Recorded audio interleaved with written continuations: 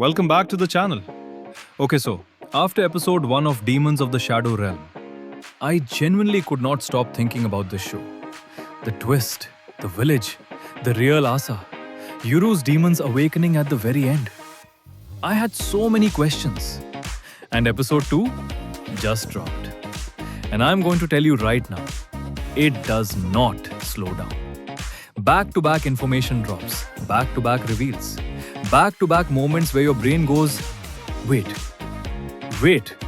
rewind that.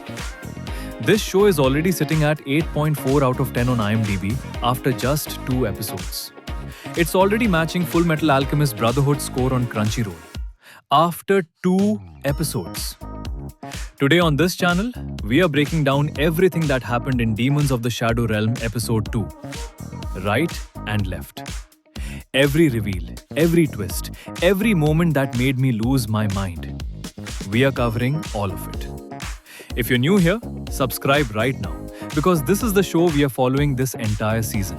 And trust me, you do not want to miss a single one of these breakdowns. If you're already here, you already know. Like button. Let's go.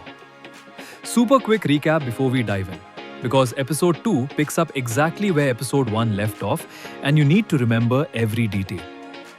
Episode 1 introduced us to Yuru, a young boy living in what seemed like an ancient, peaceful Japanese mountain village. He lived happily with his sister Asa. Life was simple. Life was beautiful. Then the barrier surrounding the village shattered, and the modern world came crashing in. Helicopters, soldiers, guns. The entire village was attacked by a military force. A terrifying girl named Gabby showed up, wielding supernatural powers and tearing through people.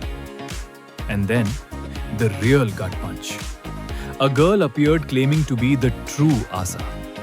The Asa that Yuru had been living with his whole life was revealed to be an imposter. And this real Asa? Cold, powerful, standing with the attackers.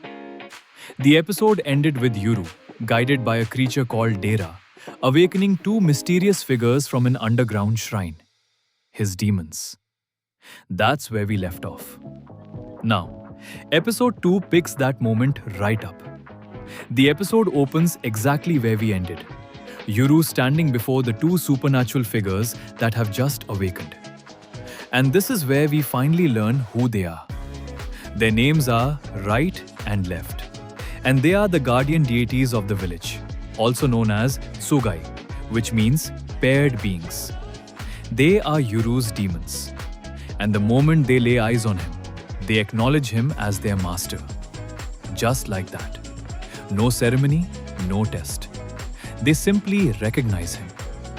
Now, here's what makes Yuru immediately stand out as a hero, and why people are already comparing him to Edward Elric and other classic Arakawa protagonists. His very first command to Right and Left, 2 incredibly powerful supernatural guardian deities who have been waiting for their master, is not destroy the enemies. It's not kill the soldiers. It's not avenge the village. He tells them to search for survivors, to protect anyone still alive. In the middle of a massacre, with his entire world burning around him, Yuru's first instinct is still to protect people. Right and Left are visibly surprised. These are ancient, powerful beings, and even they didn't expect that response. But they accept the order immediately and move out. It's a small moment, but it tells you everything about who Yuru is as a character.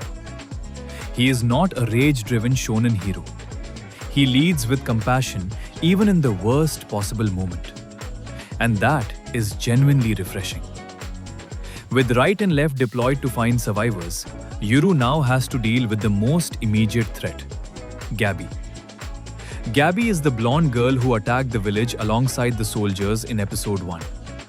She has a terrifying power. She can activate her demons simply by saying the word gobble, and the results are brutal and vicious. She tore through villagers without hesitation in episode 1. Now she stands in Yuru's path, and this confrontation is intense. What the episode makes clear is that Gabby is not a mindless weapon. She is sharp, tactical, and completely committed to her objective. The fight between them, with Yuru now backed by right and left, is the episode's biggest action sequence, and Studio Bones animates it beautifully. The contrast between Yuru's traditional village fighting style and Gabby's supernatural demon-powered attacks creates a genuinely gripping battle. But here's what's interesting. Yuru has absolutely zero mercy for Gabby once he realizes she's responsible for killing his villagers. The warmth and compassion we saw in his first command? Gone. He targets her directly, without hesitation. This is the other side of Arakawa's heroes. They are kind until someone crosses a line, and then they are relentless. The fight doesn't reach a clean resolution yet. The episode keeps things deliberately unfinished between them, which tells you they are going to meet again. And now, the moment that broke the internet. The reveal that completely reframes everything from episode 1. During a brief pause in the chaos, the real Asa comes face to face with Yuru, and she starts talking. She tells him the truth about the village, about himself, about everything. The Asa he grew up with, the sweet, gentle girl he loved as his sister, she was not a real person in the way he understood. She was created, manufactured.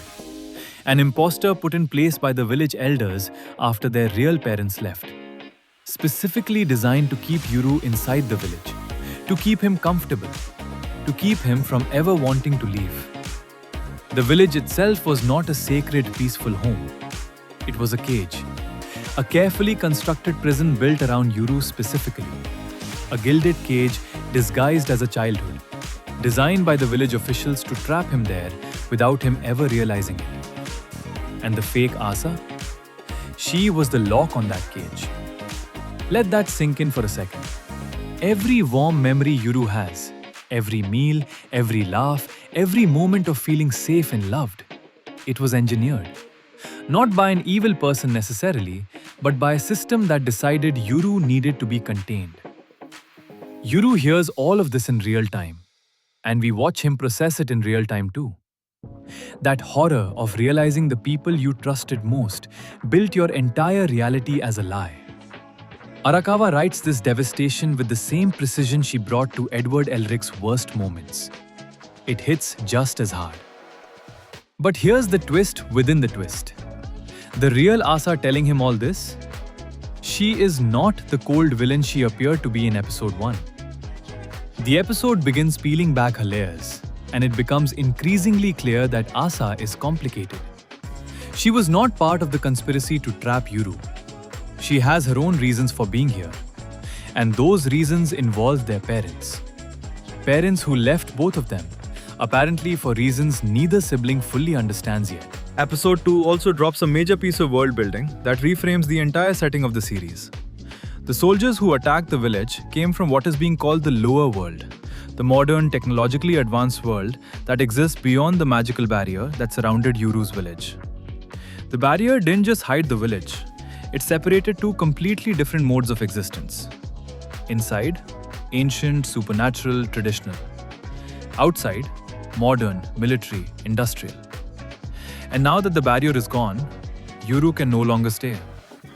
The village is destroyed. The life he knew is over.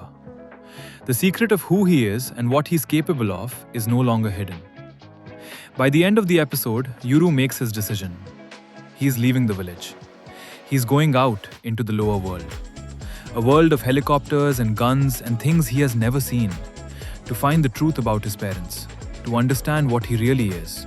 And to find out what his destiny actually means. He steps through the barrier with right and left beside him. Into a world he does not understand at all. The episode ends on that image.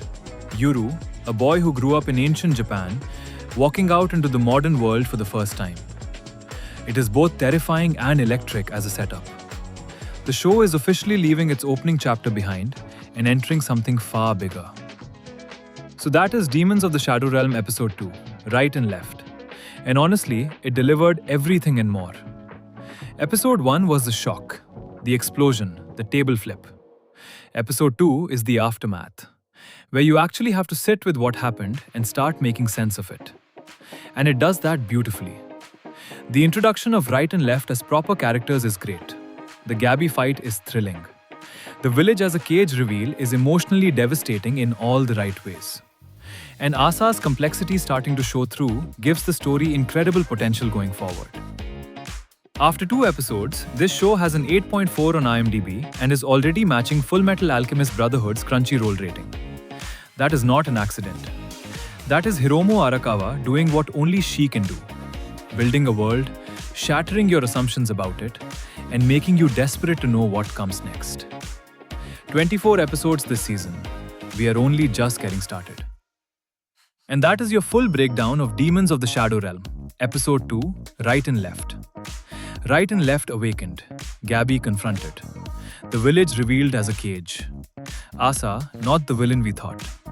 And Yuru stepping out into the modern world with nothing but his demons and the truth burning in his chest. This show is incredible. Now I want to hear from you in the comments. What do you think about the village as a cage reveal? Did you feel sorry for the fake Asa? And what do you think Yuru's parents were running from when they left? Drop your theories below. Let's piece this mystery together before episode 3 lands. If this breakdown helped you understand the episode, a like takes 2 seconds and genuinely helps this channel grow. It means everything. And if you want to be here every single week as Yuru's story unfolds, subscribe and hit the bell. We are not missing a single episode of this one. See you in the next one. Until then, watch your shadows.